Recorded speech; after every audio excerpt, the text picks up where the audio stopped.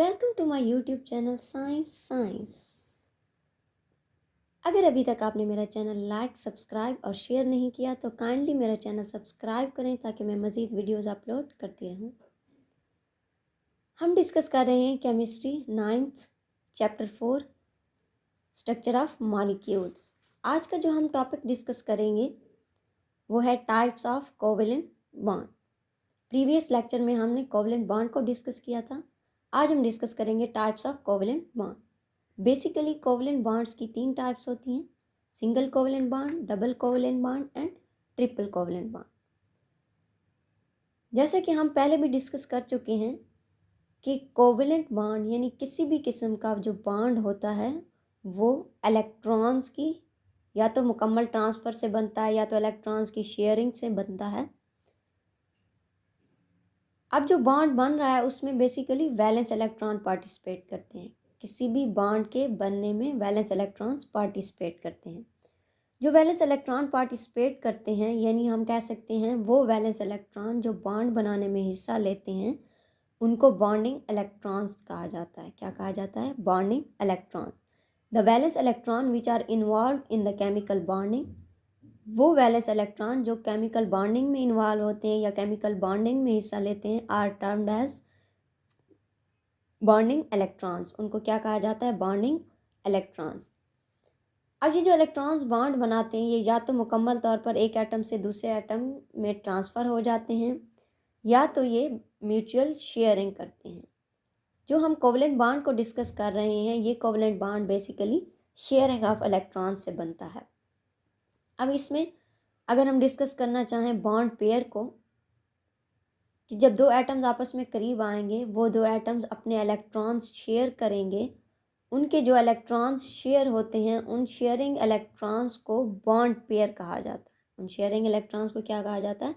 Bond pairs. या हम दूसरे लफ्ज़ों में आसानी से कह सकते हैं कि बॉन्डिंग इलेक्ट्रॉन्स जो होते हैं जब वो पेयर की सूरत में आते हैं यानी अगर एक इलेक्ट्रॉन एक एटम की तरफ से आ रहा है, दूसरा इलेक्ट्रॉन दूसरे एटम की तरफ आ रहा है, तो ये मिलकर एक बॉन्ड पेयर बना लेते हैं और यही बॉन्ड पेयर कोवेलेंट बॉन्ड बनाने में अहम किरदार अदा करते हैं। अब हम डिस्कस करेंगे single covalent bond. When one electron is contributed by each bonded atom, दो एटम्स आपस में करीब आएंगे तभी उनके दरमियान या तो इलेक्ट्रॉन की ट्रांसफ़र होती है या तो इलेक्ट्रॉन की शेयरिंग होती है। चूँकि हम आयनिक बॉन्ड में ट्रांसफ़र ऑफ इलेक्ट्रॉन को कम्प्लीटली डिस्कस कर चुके हैं तो यहाँ पर हम सिर्फ और सिर्फ शेयरिंग ऑफ इलेक्ट्रॉन को डिस्कस करेंगे। When one electron is contributed by each bonded atom, यानी अगर हमारे पास दो बॉन्डेड एटम्स हैं, दो एटम्स आपस में करीब आए हैं तो उन दोनों एटम्स की तरफ से एक एक इलेक्ट्रॉन शेयर किया जाता है।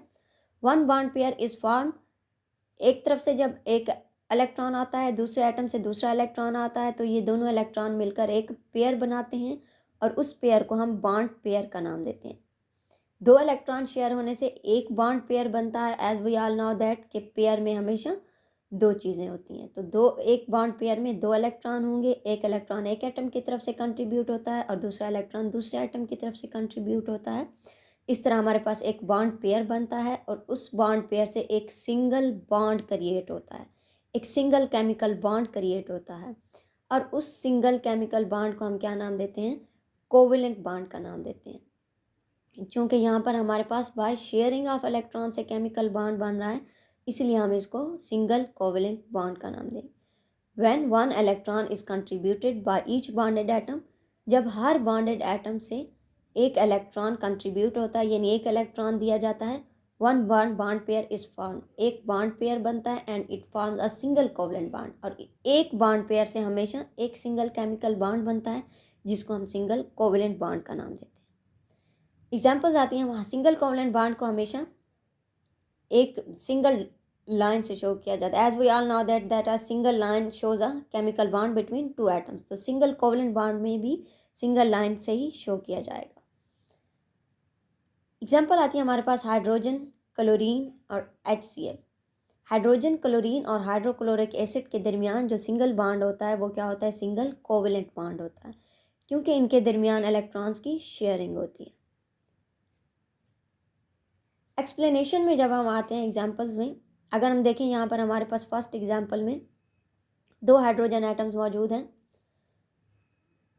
इन तमाम एटम्स को के इलेक्ट्रॉन्स को यानी इनके वैलेंस इलेक्ट्रॉन को डॉट और क्रॉस से शो किया गया है। एक एटम के इलेक्ट्रॉन्स को हमने आपकी आसानी के लिए डॉट के साथ ज़ाहिर किया और दूसरे को हमने क्रॉस के साथ ज़ाहिर किया।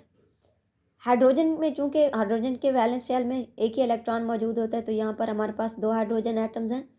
एक हाइड्रोजन एटम के इलेक्ट्रॉन को डॉट से ज़ाहिर किया गया है और दूसरे को क्रॉस से ज़ाहिर किया गया है। जब ये दोनों आपस में करीब आते हैं तो इनके इलेक्ट्रॉन्स क्या बना रहे हैं, अब यहाँ पर आपको डॉट और क्रॉस एक साथ नज़र आएंगे, यानी यहाँ पर दो इलेक्ट्रॉन्स आ गए हैं। जब ये दो इलेक्ट्रॉन्स आते हैं तो इन दो इलेक्ट्रॉन्स के आपस में शेयरिंग से क्या बनता है, सिंगल केमिकल बॉन्ड बनता है और उस सिंगल केमिकल बॉन्ड को हम सिंगल कोवेलेंट बॉन्ड का नाम देते हैं। और हम नतीजे में एज अ रिज़ल्ट हमारे पास क्या बनता है, एक हाइड्रोजन मॉलिक्यूल बनता है।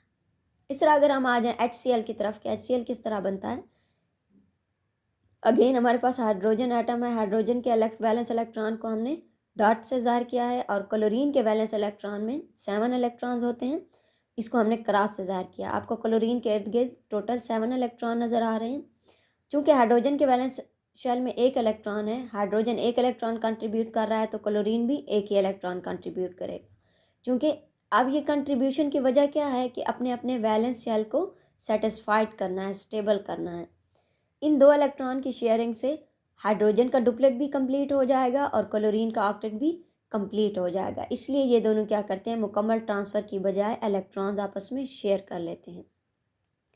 जब ये इलेक्ट्रॉन शेयर करेंगे तब इनके दरमियान सिंगल कोवेलेंट बॉन्ड आ जाएगा, जिससे क्लोरीन का ऑक्टेट भी कंप्लीट हो जाएगा और हाइड्रोजन का डुप्लेट भी कंप्लीट हो जाएगा और एज अ रिज़ल्ट हमें हाइड्रोक्लोरिक एसिड मिलेगा। अगर हम क्लोरीन मॉलिक्यूल का बनना देखें तो अगेन हमारे पास दो क्लोरीन एटम्स हैं। एक क्लोरीन के वैलेंस इलेक्ट्रॉन्स को हमने डॉट से ज़ाहिर किया है और दूसरे के हमने क्रॉस से ज़ाहिर किया। ये दोनों क्लोरीन एटम्स अपना एक एक इलेक्ट्रॉन कंट्रीब्यूट करेंगे, जिससे एक इलेक्ट्रॉन पेयर बनेगा।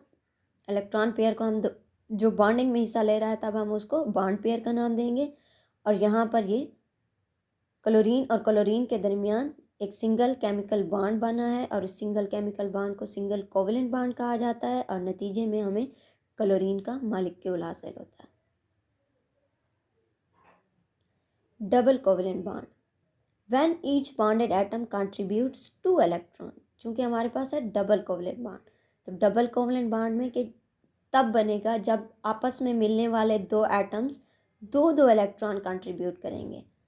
2 बॉन्ड पेयर आर फॉर्म। जाहिर है दो दो इलेक्ट्रॉन्स के नतीजे में टोटल हमारे पास 4 इलेक्ट्रॉन्स होंगे और बॉन्ड पेयर हमारे पास कितने बनेंगे, 2 बॉन्ड पेयर बनेंगे। 2 bond pairs are shared and a double covalent bond is form और मॉलिक्यूल के दरमियान डबल कोवेलेंट बॉन्ड बनेगा। एग्जांपल्स आती हैं हमारे पास ऑक्सीजन गैस की और इथीन की।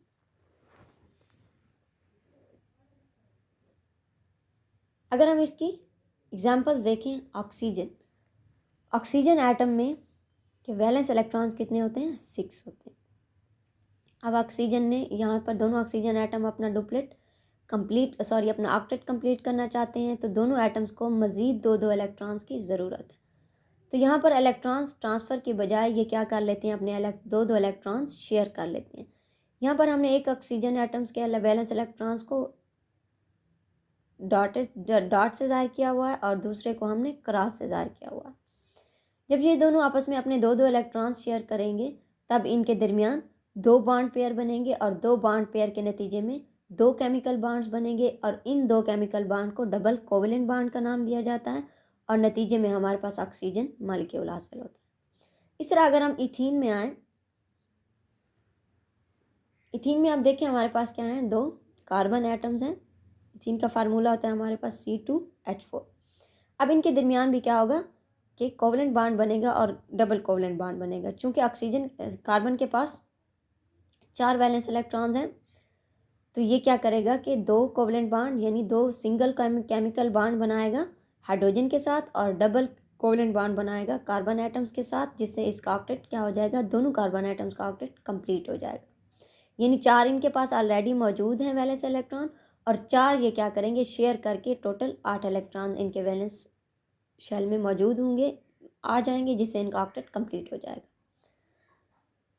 अब यहाँ पर आपको डॉट और क्रॉस नज़र आ रहे हैं। इनके दरमियान क्या बन रहा है, हाइड्रोजन और कार्बन के दरमियान सिंगल बॉन्ड बन रहा है और कार्बन के दरमियान डबल कोवेलेंट बॉन्ड बन रहा है, जिससे हमारे पास इथीन मॉलिक्यूल आ जाता है C2H4।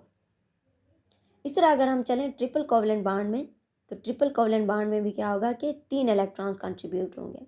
When each bonded atom contributes 3 electron, जब हर बॉन्डेड एटम अपने 3 इलेक्ट्रॉन कंट्रीब्यूट करेगा तो नतीजे में हमारे पास 3 बॉन्ड पेयर्स आर फॉर्म, तो नतीजे में हमारे पास 3 बॉन्ड पेयर्स बनेंगे and a triple covalent bond is form, और हमारे पास ट्रिपल कोवलेंट बॉन्ड हासिल होगा हमें।